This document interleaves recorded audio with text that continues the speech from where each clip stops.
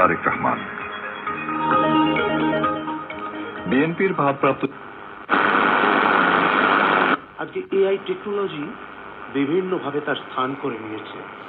উপন্যাসে, ছোট গল্পে, সর্বোপরি থিয়েটারের মঞ্চে আজ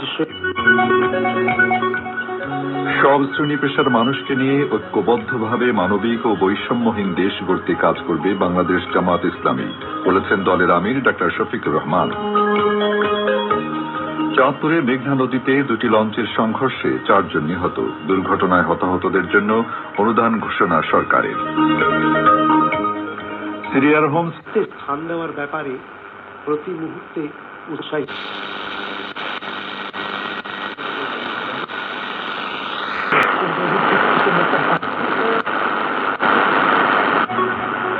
সব শ্রেণী পেশার মানুষকে নিয়ে ঐক্যবদ্ধভাবে মানবিক ও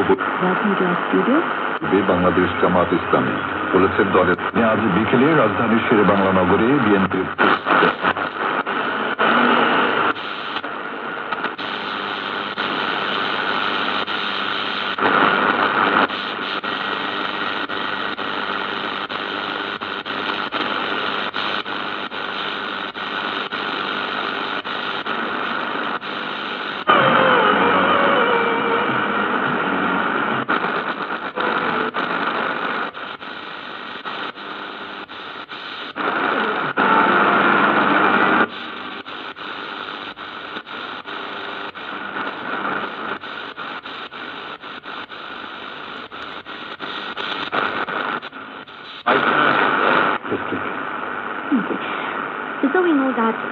পুষ্পস্তবক অর্পণ করে দোয়া ও মোনাজাত করেন।